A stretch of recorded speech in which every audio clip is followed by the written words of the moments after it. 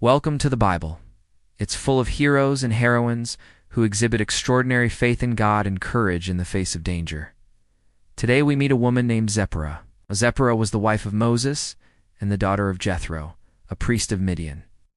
When Moses was 80 years old, God appeared to him in a burning bush and commissioned him to go to Pharaoh and tell him to let the Israelites go. But when Moses went to Pharaoh and told him what God had said, Pharaoh wasn't impressed and told Moses to go back to his hut for being a wise guy. So Moses did. A few chapters later, God tells Moses that when he goes back to Pharaoh, Pharaoh will let the Israelites go, but only after God has hardened Pharaoh's heart. And Pharaoh's heart was hardened. The result was the Israelites were forced into slavery in Egypt, and Moses was forced to flee for his life. He and his wife Zipporah and their 2 sons fled to Midian, where they lived in the wilderness for 40 years. One day, while they were in the wilderness, some of the Midianite princes came across their camp and saw little Gershom, Moses' older son, playing nearby.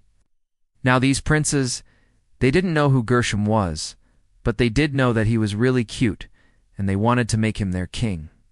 So they took Gershom and brought him back to their camp. When Zipporah found out about this, she acted quickly.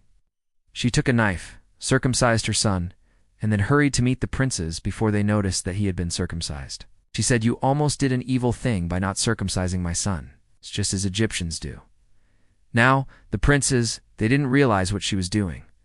They just thought she was giving her son a haircut. And when they saw that it was done, they returned Gershom to his parents. Zipporah, she risked her life to save her son. Circumcision was a serious matter. It was painful and dangerous, and usually done by an experienced male. For Zipporah to step in and do it herself shows just how much she cared for her son. She didn't hesitate. She didn't complain. Just did what needed to be done. Sometimes we have to be brave like Zipporah.